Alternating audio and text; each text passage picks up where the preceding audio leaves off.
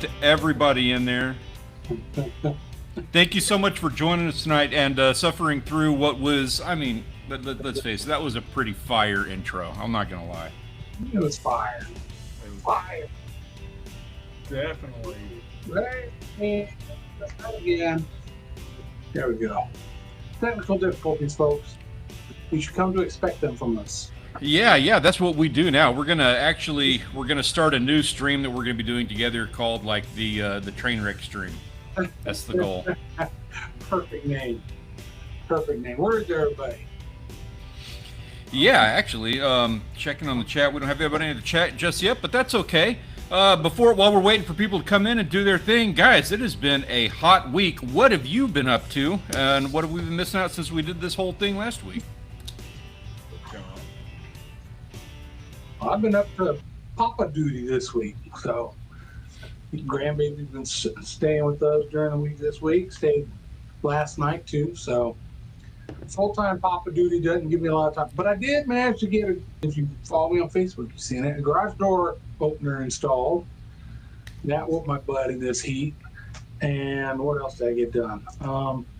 That's about it. I did order a refrigerator for the boat because the old refrigerator went kaput. And since we're keeping it, let's get a new refrigerator, put it in there. So I did that. And I just bought a little TIG welder today. I have never TIG weld. I like my stick weld. So something new for an old dog to learn. You know, I've got a welder myself. It was a gift from my dad for Christmas last year, the year before, honestly. I don't have an outlet at this house that'll handle it. I cannot wait to get into it. Like, I'm super excited. I just everything else is one of those things. It's like I've just got to wait. As soon as we get out of here, as soon as we get into Orchard Ranch Farms, then I'll be able to play with that. Mine will plug into the dryer outlet. So because I sold the other one I had, but I had a bigger one, a Lincoln. But I made an extension cord for it, like 20 foot long, so it plugs in the dryer outlet in the utility room, and then I run the cord out to the garage and use it. Huh, I could actually do that. That's probably a 40-foot run, but I could do it. Yeah, you need really heavy cord to do 40 foot. The longer the run, the heavier the gauge. Yeah, obviously. Man, I don't even know. We've talked about doing something like that, and it just kind of got put on the shelf for other projects. Yeah. Mainly, I want to get out of here and get into the new house, which actually, let me show you something about that. Uh-oh. What's up, Janet, Mark, Ben? Hey, Good to see you. Hey, guys. Got some folks in the house. Wild Japan. Wild Japan, I haven't seen that one yet. My chat must be a little behind. Oh. Check it out. I'm doing a video for a game cam company called Magic Eagle. If you're not familiar with them, that's actually, I've been really enjoying this. So in that bottom right photo, it's kind of hard to tell, but on the other side of the fence, you can see in that little Sendera there's a feeder. And that's the ranch behind us. I think they got a couple hundred acres. Okay. And so he's got the Sendera, he's got the feeder. I want to say I saw a blind at the other end of it, so he's shooting towards us. Not happy about that, but obviously he doesn't even know we're there yet. Yeah, but we'll figure that out when the time comes. So I pointed the camera towards that thing. I've been keeping an eye on it for a couple of weeks now. I hadn't seen anything, so he might not even be putting feed out anymore, but every morning I wake up to see if anything's come through there. Nothing yet. Wow. That fence on the other side is their property, on this side is your property? Yes, sir. Okay. And then just a random shot of you because you want to show yourself. Yeah, different spot on the land, but the camera caught me when I was sitting there moving it around, and I mean, that's the first time I've ever been caught on game cam. I'm kind of like Sasquatch. You don't get me very often, so I thought, you know what, that's kind of a special photo.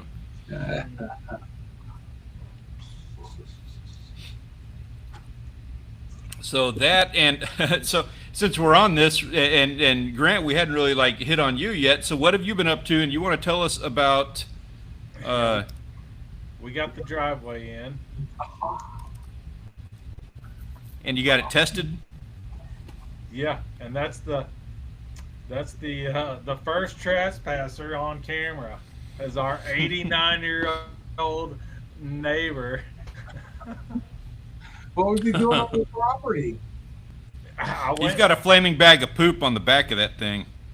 I went to ask him. I just went and knocked on his door. I was like, "Hey, I got you on camera. Just want to check and make sure everything was all right."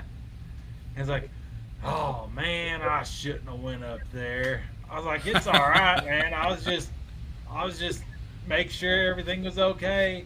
He's like, I seen the road. I thought I'd take it."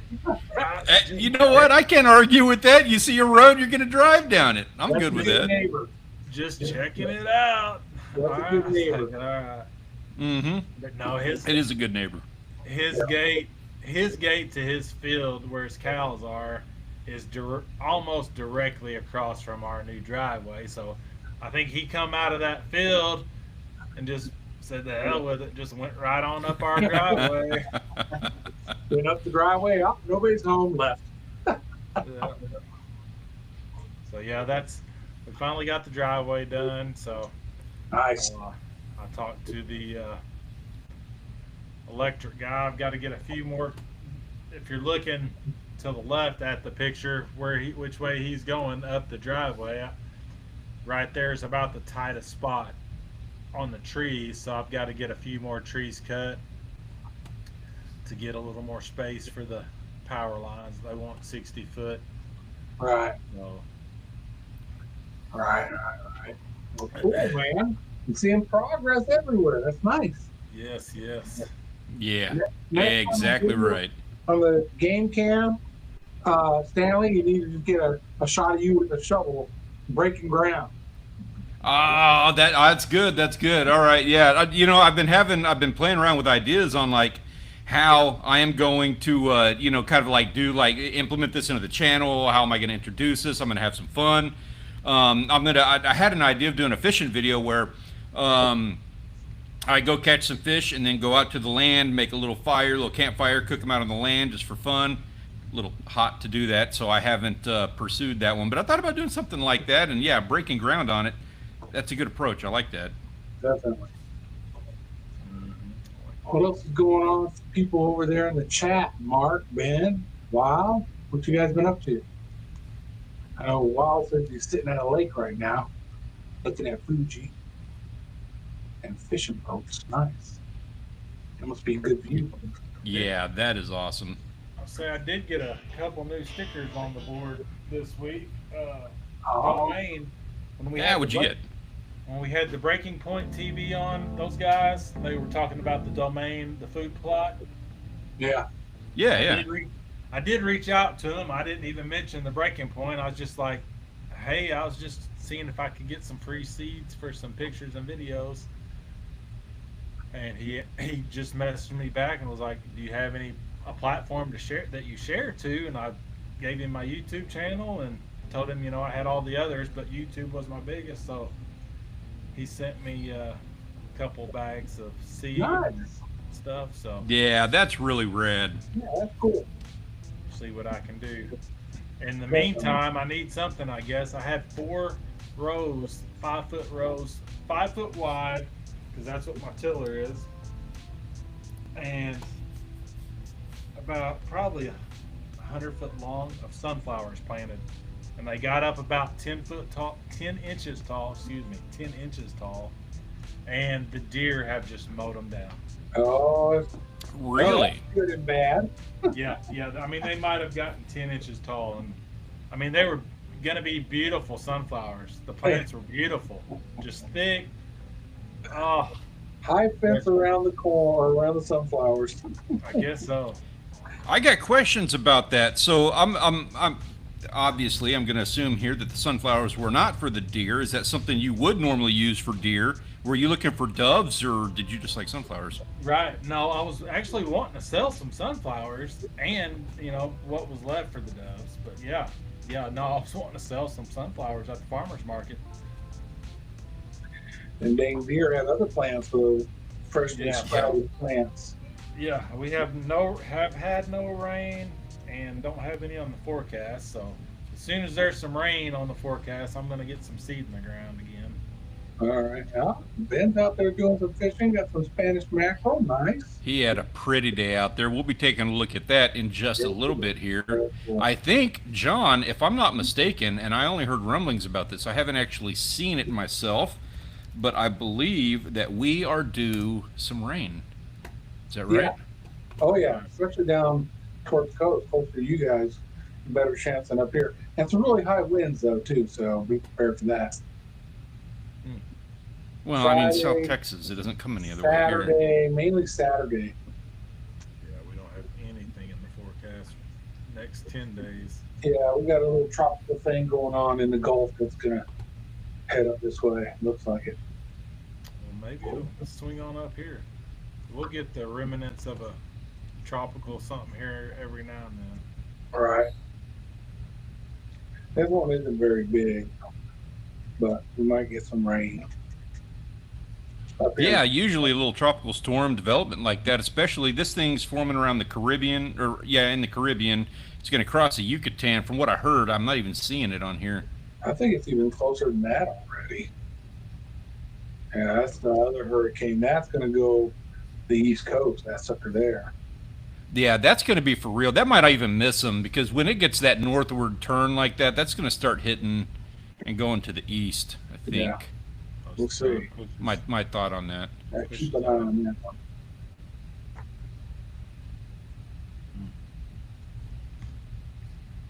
Oh, quick question. Let me try something. I'm going to play with something. And Hey. can you guys see the purple line? Yeah, Yeah. just doodled on the map. Nice. That is cute. I freaking like that. That's a tube spinner. All right. New toy to play with. Very nice. Cool. So yeah, this is the big hurricane they're worried about. I guess that little tiny red speck thing down right there is the one that's headed our direction up here. And then so we're going to get a little bit of rain over the weekend. I feel like a real weatherman now. Did a pretty good job. As long as you're just guessing or lying, you'll be perfect for the job. Right? Hey, I could take crack shots at this with just the little John Madden marker tool and still get it right just as often as the actual weather guy. Exactly. Exactly.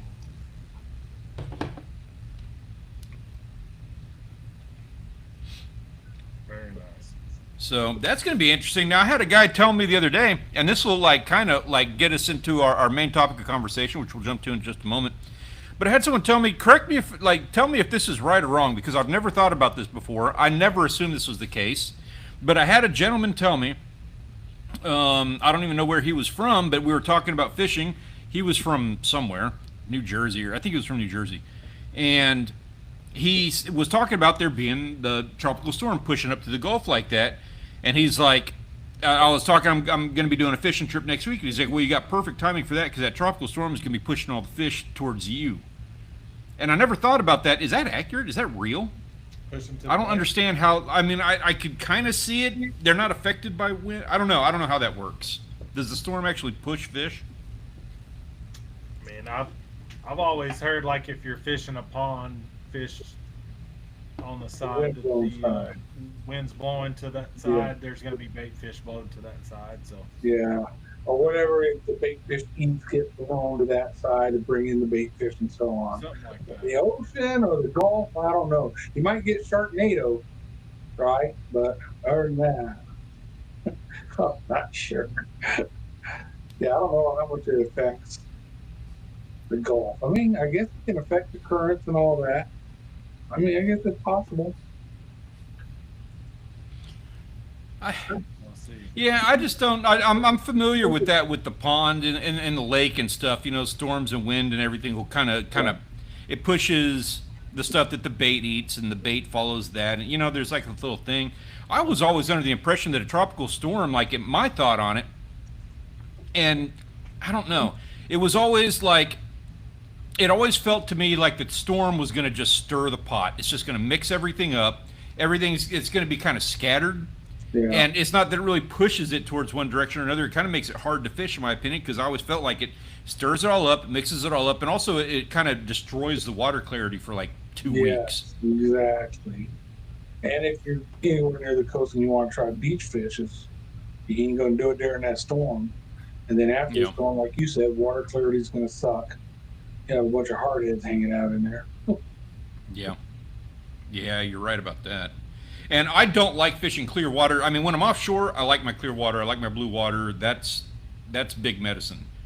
But when I'm at the beach, as much as I enjoy those ultra clear days, you do not catch fish in ultra clear conditions. Like, it is rough. So that's not to say that when it's super muddy, it's easier. You know, I kind of like it that kind of mixed. I don't even know how. Yeah, yeah. Yeah, when it's mixed like that, that's also kind of hard. The way that they're going about eating, the way that they're going about tracking things is completely different. You'll have fish. It's amazing. Like, if you do the research on fish, on how they actually seek out bait, they have like, they use their lateral line so that they can feel things. Like, they can feel the heartbeat of a shrimp. Yeah. Yeah. You will notice a difference between the amount of bites that you're going to get on a live shrimp versus, you know, the exact same presentation, a dead shrimp, because they can hear that heartbeat. They can feel those vibrations. And that is impacted by water clarity. They don't go by that feel as much when it's ultra clear water as they do when it's not clear. Like, they will go a lot more based on sight, what they can see in clear water, which is what makes that hard, because they can see everything. They can see your line, they can see the hook, and they get real line shy. Yeah, just like you're using a popping cork. If you got really calm water, you just pop it a little, give it some time, pop it a little. But if you got really wind and rough water, you pop it much more aggressively to get them to notice it. So yeah, that makes sense. Ben said, as a kid fishing Rockport, we catch gaff top when storms rolled in from the Gulf. I like fishing in storms. I like storms, period. Like, it's just nice and cool. Down here in Texas, I appreciate any time things cool stuff off. Yeah, me too.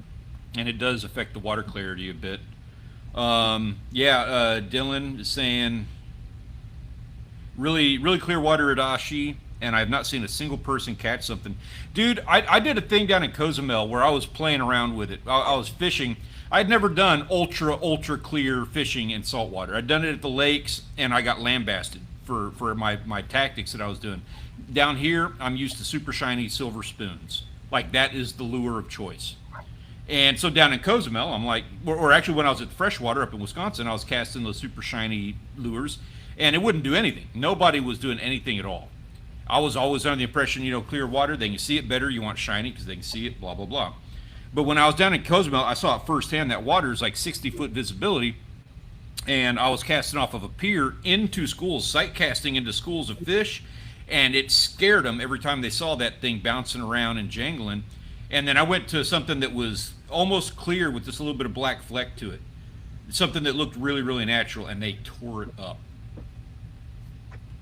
So that's my waxing on about, like, the one thing I learned about fishing in the last year. Oh, so how's the garden doing there, Grant? Is it still up and kicking? I haven't heard any updates lately. The garden here at the house is doing pretty good. I just replanted some tomatoes and peppers.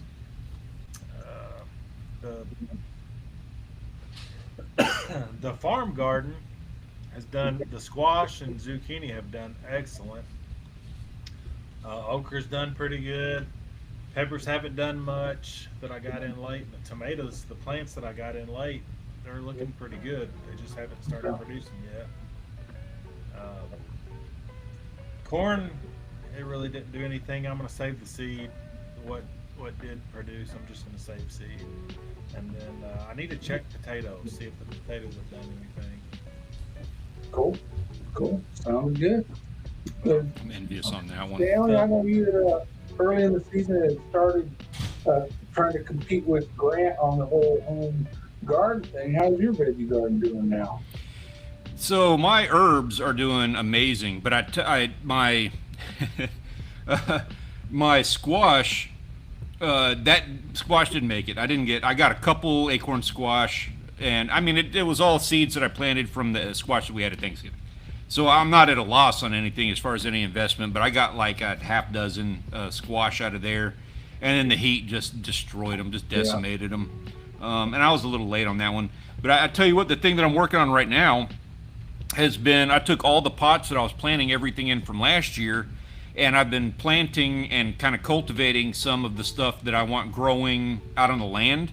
A couple of trees and some bushes and stuff that I kind of want around. There's a couple of them, I don't remember what they're called, but they're like edible, and I kind of wanted some edible stuff around. So, and those are coming in pretty good. Cool. Yeah. Not really interesting for a garden video. Like, I've got a couple of yucca plants, but So you definitely need a little food for us. That's my last video was the figs. I went back up to Troy's and made a little video on his figs. Yeah. And that was a cool video, by the way. I'm up to 5 trees so far. 5 little fig trees in pots. Nice. It's crazy how different they all taste.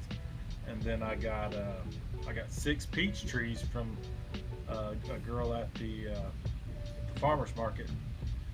6 peach trees and a Russian pomegranate. We'll see. Nice. Oh, that's crazy. Flash freezing. All right. Okra. I'm sold. I wonder how that tastes. I don't need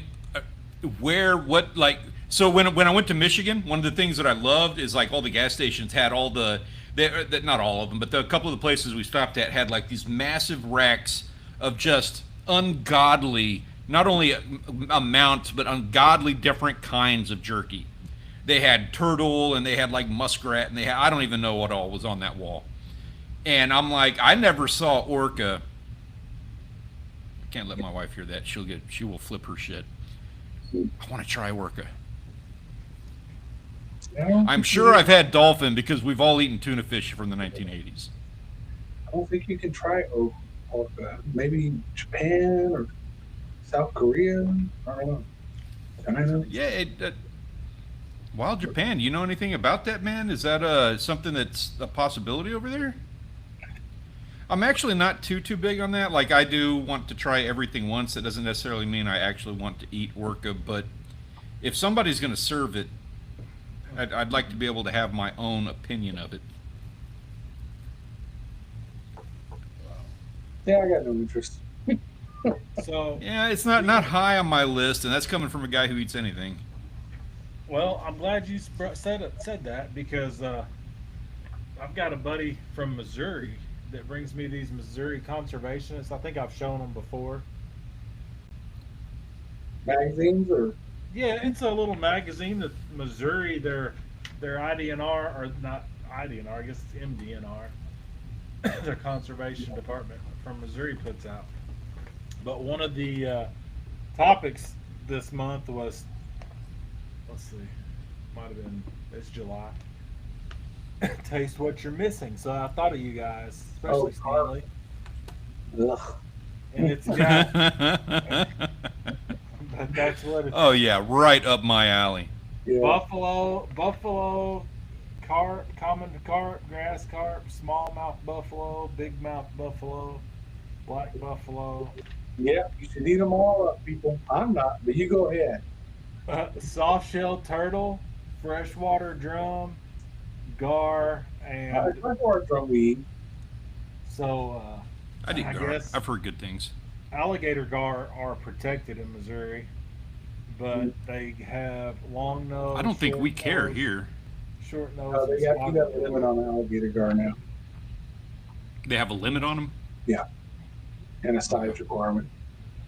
But yeah, I thought that was pretty neat. Soft shell turtle. Anybody ever ate soft shell turtle? No, you know what? So I know I'm weird about this stuff, and I'm so like on the fence. I went to Chinatown in San Francisco, and they had their little meat market, and it was really, really gross the way they treated those animals. For one of them, like they had everything was just in a plastic bin, like a 4-inch plastic bin with maybe 2 inches of water in it. And it was just sitting there, like they had oxygen pumps hooked to the mouth of the fish just so that they could keep them oxygenated and alive long enough to sell. But they had like soft shell turtles there, and they were alive, but they removed the shell and then kept them alive so that you had the meat. It's really, really poor. That kind of turned me off to some of that stuff. Box turtle. I didn't know people ate box turtle. They're little pet turtles, man. Soft as you can catch them. That's his pet turtle. You should catch them here in Texas. Go try to catch yourself one. I caught them. I hooked them in Calaveras Lake. Soft shell. Yeah. I've caught And them. turned it We've loose. caught I them. didn't want nothing to do with that little sucker. Yeah, we've caught them catfishing. Yeah. But just Exactly. threw them back. They get pretty big around, too. Yeah. Oh yeah, the big ones, they'll fight too. Dude, while Japan was saying a minute ago you can eat dolphin in Japan, he hasn't tried it. He says, okay, I got to say I'm a little envious on this one.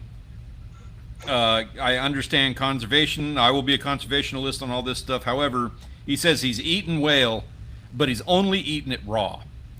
And I'm like, I kind of want to try that. There you go. Book a trip to Japan. There you don't have the crazy stuff.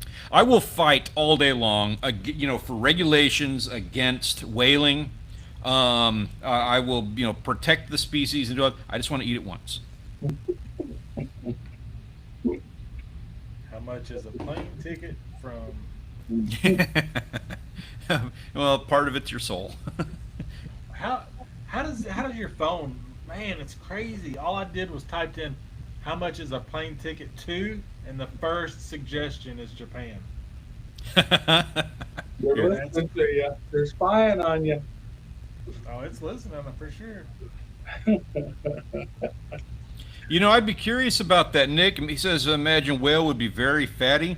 That's what I was too. I don't know, because we have like warm water whales. I think they would be less fatty, but yeah, most of those that live in the polar regions, like beluga. I bet beluga is wonderful. Go to Alaska and get natives to let you try it. Yeah. And when you go to Japan, you can hop on over to Korea and try some dog and cat. No, I've got Mexico right here. I'm good on that. You got your limits still, huh? No, I've already tried it. I'm Oh good. God. That's what Come on, don't give me that. You've been to Mexico, you know how things are. That wasn't a goat hanging up at the restaurant. I haven't heard your cat in a while. I'm starting to think maybe. Oh, fuck these guys. I'm not eating these dirty little bastards. I want good cat. I have Farm raised cats. Yeah, I have farm raised cats. I have principles and morals, John. What are we talking about? What are we supposed to talk about tonight? Isn't something about Okay, so yeah, we're supposed to be talking about sharks. So the topic of conversation tonight, we can just go ahead and lead off into that, is pretty much the same conversation here. So basically, the conversation is to shark or not to shark. Should we be eating sharks? And so here's the issue. There's to put it simply. We're aware of this. We've had this conversation before, but there's some new developments on the conversation. So sharks are protected, and they're becoming more and more protected, like every day. They're putting, like, they just recently passed down a rule: you can't eat makos anymore, and like they're catch and release only in the Gulf of Mexico. All makos. That's really disheartening because I love mako. I'm very, I guess, blessed now to be able to say I've eaten it. But on the other side of the coin, where you have regulations getting stronger and stronger to protect the sharks, you also have more and more people saying, dude, we are getting sharked to death when we're going out after snapper. There is not, they're not endangered. You are not going to go on a snapper run in Florida and go catch your one snapper that you're allowed to take without losing 15 snapper to sharks every single drop. So that's the topic of conversation tonight. Are we going to shark them? Are we going to? Where do we stand on conservation for sharks? Personally, I think we should be harvesting the hell out of them, within reason, of course, but harvest the hell out of them. I agree with catching shark. Now there are sharks that are legal to catch and eat. I've eaten shark. You've eaten shark. I like shark. Shark's good. But yeah, there's certain sharks that they're like, no, you can't. But you see people, especially in Florida, where they'll go out and every fish they try to bring up comes up with just a head on the hook. Everyone. So, Depredation is, I did a whole deep report on this. I'm hot. I'm animated on this one, John. I apologize for interrupting, but I did a whole deep report on this thing, and one of the biggest issues that they have is depredation. It's sharks coming in and eating all of the bycatch of the snapper. When you're catching, they make such a big deal about releasing snapper and venting them, and now you have to have, if you are offshore fishing, I don't even know if you have to be snapper fishing. If you are offshore fishing, you are required to have a device in your boat to descend snapper. If you accidentally catch a snapper, you have to use the device to hook him up to it and make sure he gets back down to the bottom. Guess what? You're getting sharked every single time. I apologize for interrupting. Is there some places you can? Say again? There are some shark species you can keep, Yeah. right? Yeah. Yes. Yeah. Are there some places like Mexico or somewhere that you can eat whatever you want kind of shark? Yeah, it's different areas. Yeah, I don't even know about other countries' rules. I don't know about other states' rules. I know here, black tip, spinner, those are bonnethead. Those are the ones you run into a lot. Yeah. And then there's some others you can keep, but the size limit is much larger than what we usually catch down at the Your beach. hammerhead, spinner is one of those. Yeah. Yeah, they're a nuisance. I don't know about threshers. Thresher one you can keep at a certain size. Thresher shark. Thresher is one you can keep. Yeah. So, but it's just Used to be Mako. yeah. The black tip and the bonnethead size limit is like 24 inches. So Yeah. pretty much you catch one of those, it's typically pretty close to that size limit. You can keep it. And I don't know, like the folks offshore, they're just getting hammered by sharks. What the sharks are that are doing it. So I wouldn't know. You know what? I'll tell you right now. So, I want to say bull sharks. I've only ever caught one in my life, and I just have a weird tendency of having weird, like, side note things about my fishing. I always have like this, just weirdest anomalies like that, and so I've only ever seen a single bull shark in my life in outside of captivity. I would think, however, that bull sharks are a big one. I know tiger sharks are out there, but you're allowed to harvest tiger sharks, and from what I've heard, they're pretty good eating. So I got no issues there. But the ones that give us the biggest problems, and the Florida boys are going to say the exact same thing, they're going to agree with me on this, is duskies and gosh dang it, what is it? Silkies. Duskies and silkies. Duskies and what? Silky. Okay. And of course, those are the you don't catch and eat sharks, right? Well, I want to say now. I don't know anything about them. I would eat them. You're damn right. I want to try them once, especially with the amount of stuff that I've taxed back down to the depths.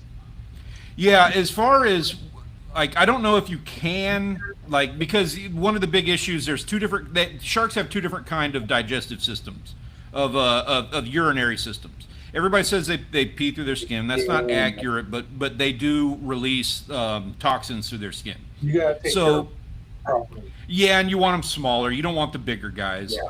And I don't know if silkies and duskies. I don't know if they excrete waste through their skin like that.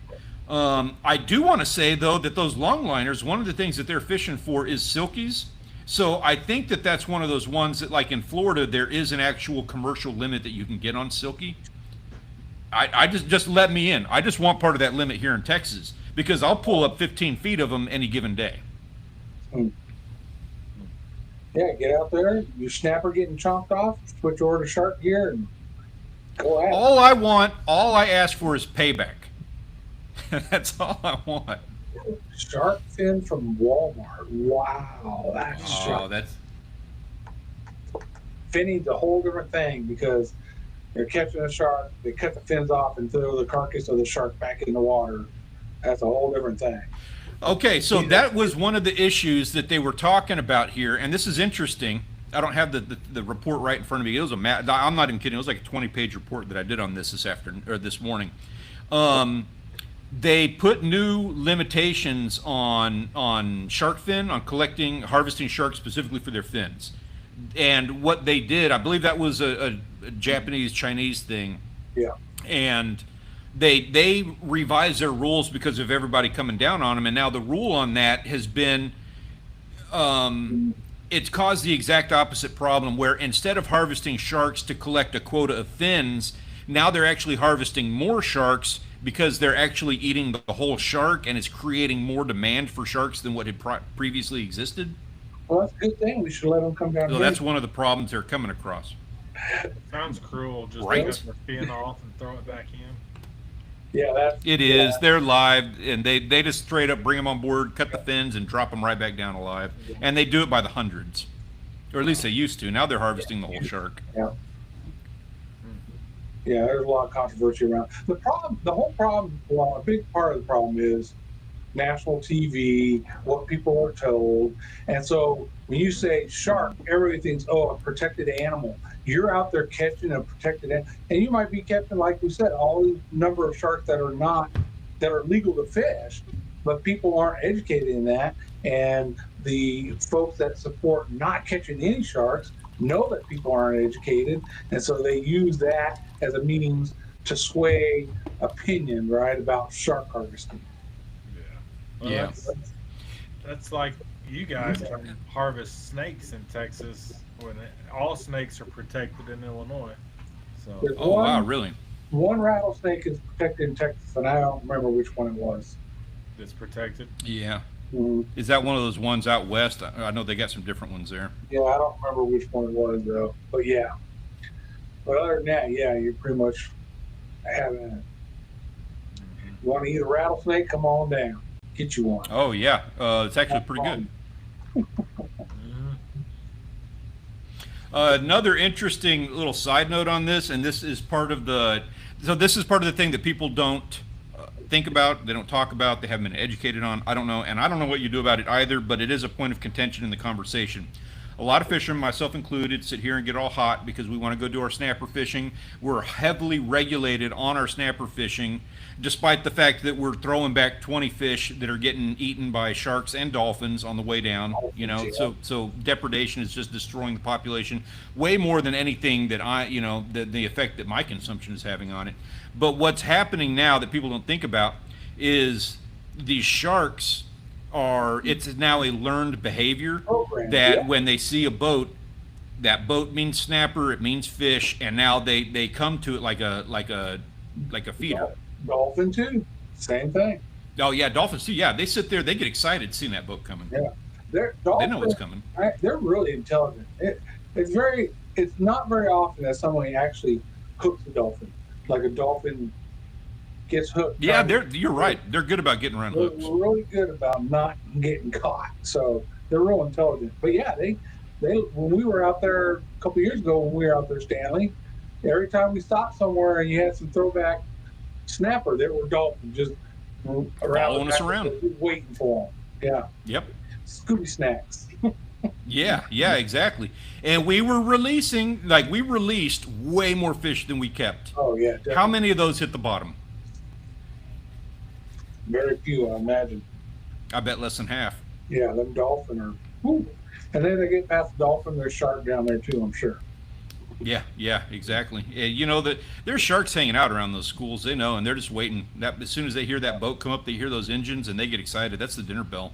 And I think the folks in Florida who really complain hard about this and showing videos of themselves getting sharked every bite, that's what it is. I think the sharks know, hey, that boat means food, and there's nothing they can do about it. We're going to eat anything we want, right? And there's nothing they're going to. If they hook us, they got to let us go anyway. They might not know that part, but it's a dinner bell.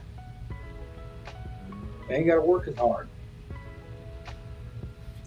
Yeah, so it's hard to pick a side of that conversation, of that argument, because there's so many different ends of it. I don't know what the solution is, other than, like, I do still believe that despite it being the dinner bell, we are still heavily regulating snapper species, and for the wrong reasons. It's not the fish that I keep that's the problem. Let me keep a few more sharks, and there will be less reason to have to protect the snapper. Don't mention the commercial guys sucking up all the snapper. But, exactly. Yeah. You know what? Yeah, if they're going to do regulations on the longliners, and let me keep my silky. Yeah, right. So, I don't know. I think the problem is with sharks is, one, there's so many different types of sharks, right? And I don't think we don't trust the government to manage much of anything nowadays. Most folks don't. But there's really not a lot of like research that, hey, we estimate the population of this type of shark to be this, so that somebody can come back and then say, okay, then let's start taking some of those sharks.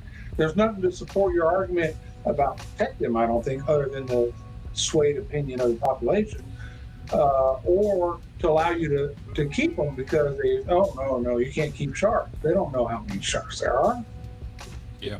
You see that all the time at the beach. Every time, the black tip and spinners.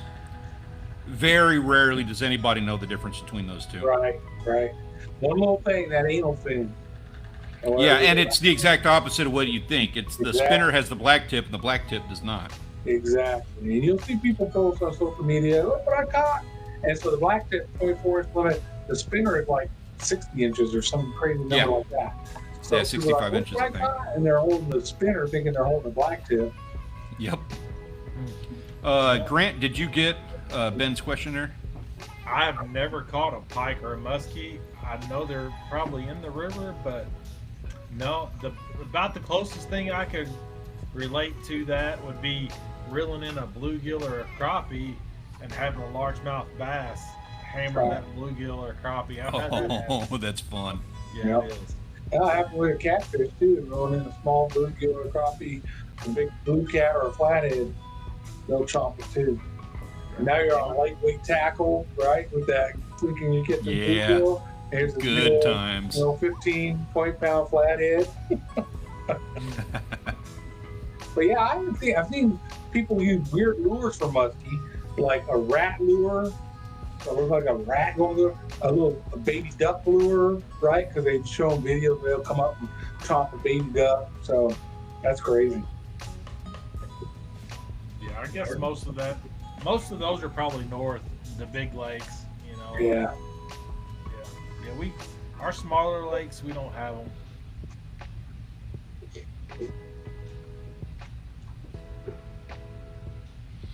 Yeah, Nick says, guess almost none of them make it to the bottom. See, normally, like 5 years ago, I'm crapping out here, huh? 5 years ago, 8 years ago, whatever it was, it used to be you just, you'd vent them and throw them overboard. And then one of the big problems is they have an air bladder, so they have a difficult time making their way back to the bottom. Now you have to actually put them on a descending device to drop them to the bottom. And that probably does get them through the sharks. In all honesty, it probably does get them down there a lot safer. But yeah, I'm still like, I know that when we did that charter trip in Houston, there was no way that every single fish could get on a descending device because we're catching them 40 at a time sometimes. And they would get off the hook, they would get thrown back in the water, whatever the case is. And yeah, those ones that weren't on a descending device, all of them got eaten. Like, almost all of those got eaten. So I'm going to guess it's like a 50-50 proposition. Yeah, you can cross bad up, descending device and all that. And it's not going to be 100%. But I think it does give the fish a better chance, right? And the bird trauma could be so bad, depending on how deep you're fishing, that they're dead by the time you hook them on the device and drop them down. But if you just throw them in the water, they have almost a 0% chance of surviving. Yep. Well, I tell you what, this is an interesting conversation, and one that we should delve into more in the future as more things come up about that, because there's always going to be rule changes and new discussions and topics of conversations that are going to play into this. But at this time, we have something else we need to do. We need to be taking a look at all of the catches that everybody else has been having in the past week. Everybody in the Premier Fishing and Hunting Discord server has been having one heck of a week, and we want to thank these guys so much for letting us be a part of that and sharing with us vicariously all of the amazing things that they've been doing. And we need to crown ourselves a new Photographer of the Week. So take a look at everybody's shots here right now, and let's see who had the greatest week. Starting off with you gentlemen, Dark Soldier in Wild Japan, who got yourself outdoors into some fresh air and some good-looking food. Yeah, I need to post some vegetable pictures, I guess. I have not done that. Need to, especially with your haul. Yeah, I need to for sure. I've been picking on Friday evening, so I'll try to remember tomorrow. Very nice. Great. The descending device, I got 'em. John, would you like to tackle that one? How does that work? I just posed it, but yeah, so it's got a weight on it so that it'll take them down, and then there's this clip system that you set to a certain depth, right? And so when it gets that certain depth, it'll just open up the jaws of what you hooked them on and release them at said depth. And you are required to have this on your boat like you are required to have life jackets. Yeah, I've got one on my boat. Really? Yeah. Yep. Don't worry about the sharks eating everything. You make sure you have that. Descending device, that's right. Oh, speaking of shark, little scallop hammerhead. Very nice. This is, so first off, Shimano Sultanate. That looks like some 1970s South Texas flounder fishing to me. Yeah, what the? Those are flounder. Oh, He's in North Korea just destroying flounder. I was going to say, is it commercial fishing or what? Wow. It was a charter, I think. Imagine seeing that Texas Parks and Wildlife come on your boat. You got that on your You go under the bill and they're taking your truck, your boat, fishing rods. Oh shit! They're taking everything. It used to be, that's what flounder fishing looked like down here. I don't think they had size limits back in like the 80s or something. You just go around just poking the crap out of them in the bays at night. Wow, that's crazy. That's a lot of fish. A lot of yummy fish. Yeah. And so I'm not familiar with this one. Hobbs over here, that's called a tench. I've never even heard of it. What's up, Bait the Hook?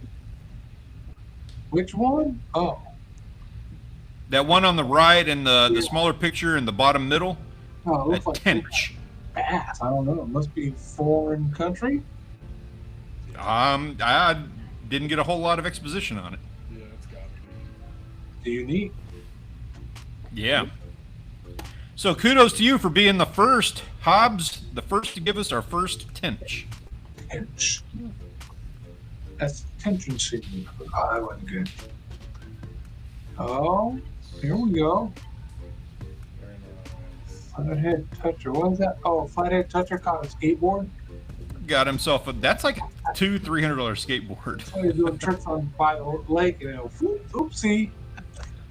I don't know what pound test you use for skateboards like that, but I mean, you know that was a bit of a fight on that ultralight. You got a bunch It's old. of fresh water. Oh, WPF. Mike got his in there. All right. That's the one. So Mike last week was in here. He was all offended because somebody caught a really big pike, and he's like, "No, this is a really big pike." Like, sorry, bro, you weren't in the server. Well, he jumped into the server just to show it to us. So I was like, you know what? Okay, I'm bringing this up. Yeah, that's a nice one. Nice bass. Yeah, it is. It was worth it. Nice. It just happened to flip before he could take the picture to see how long it was to get the measurement. Mm-hmm. Yeah. We'll never know. So we'll never win the server record. I want to say he said it was like 36 inches or something. You can't get it on the board. Sorry, Mike. You know, I got to be fair about how that all gets judged and everything. But you got yourself a hell of a fish, and nobody can take that away from you. Shoot, I should have put a measurement on that freshwater drum or sheep's head or Gasper dude, whatever you want to call it. Do you have a record for that on the thing right now? Yeah, and you know what? Let me look at that real quick, because if I'm not mistaken, I have the record. Like, you would have replaced me. That would have been funny to seen that. It was a good size. It was probably about 5 pounds, 45 pounds. Nice Let channel me see cat. here. Hootie Booty. Huddy Buddy. What? Oh, we do not have. I guess it was last year I had the freshwater drum record. This year I do not. So yeah, you would have had the record. Ooh. Okay, Nick, I don't mean to harp on this. Are you telling me that you have to have a descending device for each undersized snapper? Simple Google search shows that those are not cheap. You don't have to. You only have to have one on board, because you can reuse that same one over and over and over again. But there's a site that's giving them away. what is it? Return them right. Yeah, Google return them right. And I don't know if they're still doing it, but for at least a year or more, they were giving those away free if you signed up with them. Huh. John, you and I caught that at the same time. Ooh, that's a crappie. Yeah, and you know what sells it to me is the excitement on his face. Yanker Crank, that's Chris's son, dude. Yeah. More of that, man. Nice. Sweet, great fish, man. And he's not holding his arm out that far. You know what I mean? So that's a good sized fish.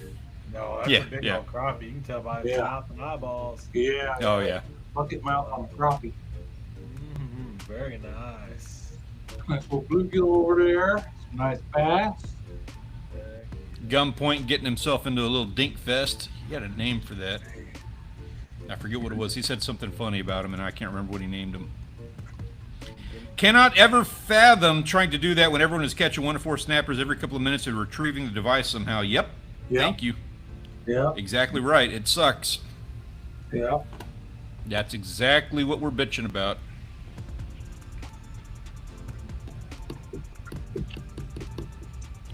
Ooh, flounder and black drum and red drum. Core species enthusiast. Nice. And cold water. Oh, so cold water.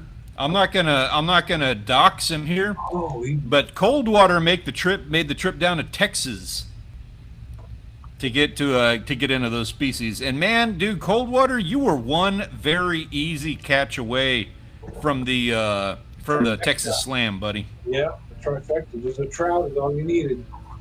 Yep. So he got it looks like he has a measuring thing on that flounder. Is it a record for the server or no?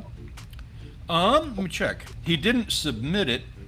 But let me check, because I know our guy Mike, the one that just likes to rub it in my face. He has not yet submitted a record for flounder. So he's got the big ones, but he hasn't got the record. Cold water. Yeah. We might go ahead and just put that in there for you. Yeah, might as well. Let you at least set the bar on it. I see Ben and his wife got in some pump. He said he got some fan mackerel that look like a little pump action too. Dude, I tell you what, I am stupid envious of that pompano. That is a damn good eating fish. And that's the one this year that I plan on making a big stab at. Anytime a couple times I've been down there and Ben's been down there fishing the beach at the same time. And every time he catches pompano. You're right, he does. He's good at it. And I don't. Dang it, Ben. He knows how to do it. What's up, Hooked RR? What's up, Hooked RR? Good to see you, man. Hey, man. Good to see you, fellow San Antonian. Been a minute. Who has been also working hard recently, if you've seen his videos. Who's that? Hooked RR. Big time kayaker. If you're down here in this area and you want to know anything about or get into kayaking, he's one of the guys to talk to. Yep. Hooked R&R. Check him out. Oh man, what in the heck are those? So yeah, so Lizard Guy is out there after porgy, and I don't know where he's at. But while we're sitting here bitching about getting sharked, he's getting moraid. Holy shit. So he was pulling out morays as because they were annoying him.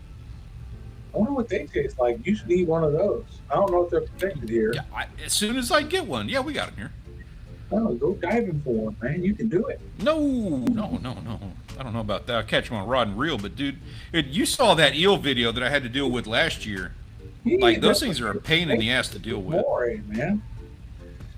I'll get my hands on one. I just don't want to do it diving. Those things are like a mouthful of razor blades. Yeah, old Army story. Back in 1985, I was in Sinai, Egypt, stationed there as part of the multinational force and reservists, and we were right on the Red Sea, which is one of the top 5 dive places in the world. And when you walk out on this reef, and you just walk out, and it's like 1 to 3 foot of water until you get to the edge, and then it drops. straight down 300 foot and just so everything swims along there. So we'd go out there. I got scuba qualified there too, but at that area we'd go out there and just snorkel. And I came face to face with a huge moray eel, and thankfully he was more interested in just swimming past me than taking a chomp out of me. Those things are nasty. I was a diver at the Texas State Aquarium for a while, and they had in one of those tanks they had one of those big 8-foot moray eels. They're cuddly, they're cute. Yeah. I don't mind them at all, but I do not want my hands anywhere near their mouth. Mm-mm. Nope. Yeah, hooked R&R. That's a dude. That's a tank of a smallmouth, man. That's what he got. And yes, Wild Japan, I agree. Eel is good. And oh yeah, we're talking moray. Well-deserved conversation. North Punch, you got yourself a hell of a fish there, man. Great shot. Yeah, definitely. Yeah, very good. Don't mean to bury the lead on that one. Good fish. Definitely. It's got to be a finalist. If not, we got some really good finals. Oh man, there's some good fish for them bass there. Yeah. Cold water, you got some good ones, man.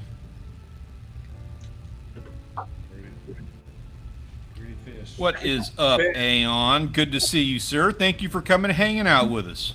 Put Ben's comment up there for a second.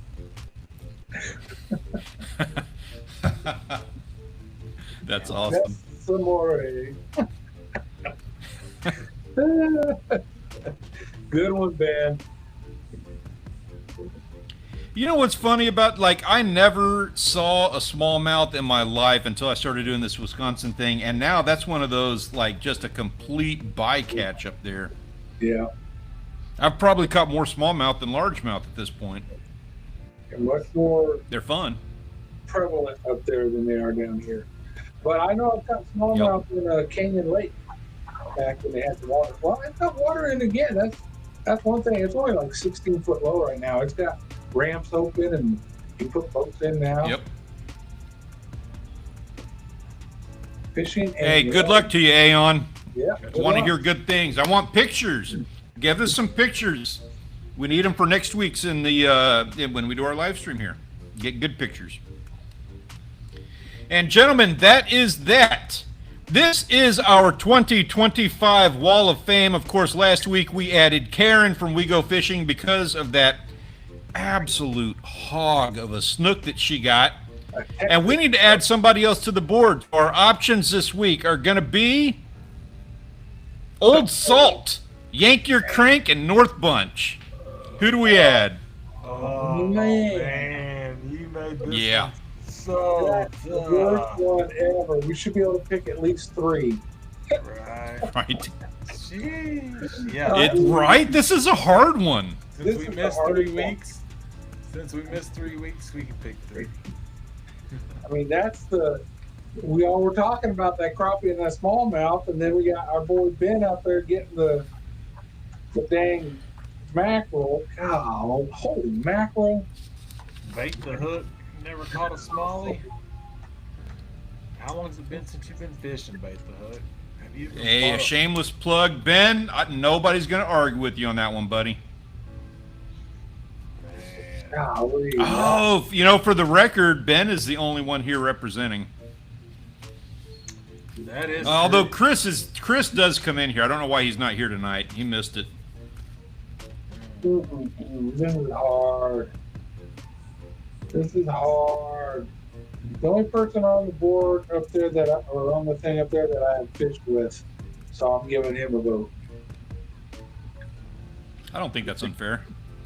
I bet you did forget how to bait the hook, Tim.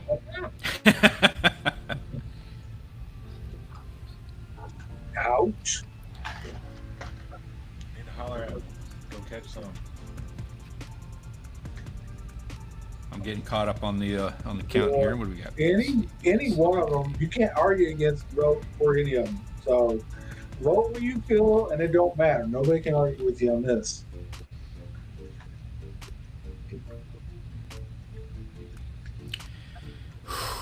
Man. All deserving.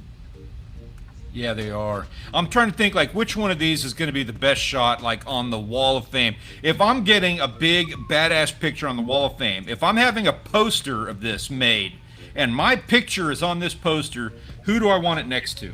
Well, you know, that makes. I didn't look at it that way, thankfully. You know what? I'm gonna, Chris. I want to see more. I want to see more pictures from you. You're obviously a fantastic photographer. You've got excitement. You're getting great catches, dude. I want to see. I want to see your kid on the board more. On the board more. I want to see this happen. I am sorry. I got to vote Ben on this one. Oh, okay. Got 3, 4. We got 30 seconds. Anybody who has not voted, please cast your vote now. Let us know which one of these gentlemen needs to be added to the 2025 Wall of Fame in the Premier Fishing and Hunting Discord server, or forever hold your peace. Only 2 C's. That's kind of surprising. Yeah, you know what? North Bunch, this has happened to you like twice now. Yeah, that's a really. You got the best catch of the week. You deserve a huge pat on the back.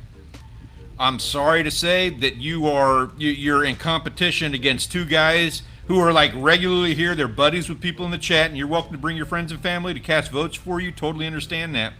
But know what you're up against here, man. You got a great catch and a great photograph. You're just up against heavy competition this week. Sorry about the way that worked out. We don't get any more votes here. It looks like Ben's got the win. Does he? Yeah. What's your count? There's 4 A's, 3 B's, and 2 C's. Yeah. That's what I'm saying. It's close. 4-3-2, but it's. Yeah. I'm not gonna lie. I thought it was 4 and 4.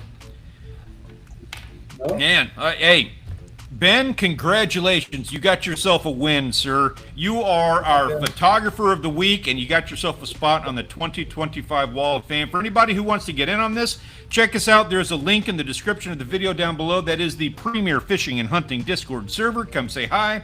We'll explain the whole thing to you, let you know how it works. Just come in, start showing some photos, let us see what it is that you're doing, because we want to enjoy your fishing experiences vicariously along with you, because we don't always get to fish as much as we'd like to. Gentlemen, before we hang up our shirts on this one this week, you got any closing notes for us? No. It's I hot. don't. It's hot. Yeah, it is. So, My spare time, I've been chainsawing, and it's too damn hot to go fishing. It's supposed to cool down middle of next week, they're saying. So there you go. Cool. All right. Sounds good. Guys, had a blast. Thank you for everybody. Thank you for hanging out with us. We enjoy getting to sit here and hang out with you and have a great Thursday night. I hope you enjoyed it as well. Please do all the things, like, share, subscribe, do all that stuff if you're watching us after the fact. Thank you so much for joining us, and we look forward to seeing you when we do this all over again next Thursday. Have a wonderful night and enjoy your weekend. Peace out. peace out.